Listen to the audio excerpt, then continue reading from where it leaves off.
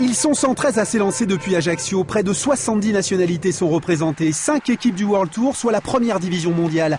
Et des têtes d'affiche comme Jean-Christophe Perrault ou Thibaut Pinot, 2e et 3e du dernier Tour de France. La saison est déjà bien lancée. La course est nerveuse et l'ascension vers Vitzavone opère une sélection. D'autant plus que la pluie s'invite. Tous les cadors sont devant, mais c'est le jeune Alexis Villermoz qui remporte le Grand Prix de la montagne dans la brume de Vitzavone. AG2R vient d'afficher sa tactique. On voulait surtout essayer de faire un écrémage avec l'équipe, notamment avec Jean-Christophe Perrault, pour basculer à une vingtaine de concurrents en haut de ce col-là. C'était important parce qu'on savait qu'au sprint, on n'avait pas de carte majeure. On l'aura compris, AG2R ne parviendra pas à ses fins. La descente à vallée à tombeau ouvert favorise les échappées. Le spectacle prend encore du relief.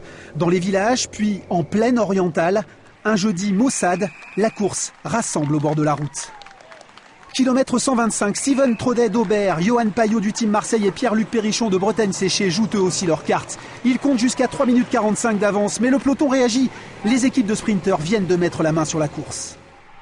Le peloton se résigne, c'est bien le sprint annoncé qui se dessine, chacun joue des coudes, se place et au final, c'est un pistard habitué à se frotter qui se montre le plus rapide. Thomas Bouda, première saison chez les pros et première victoire grâce à ses équipiers.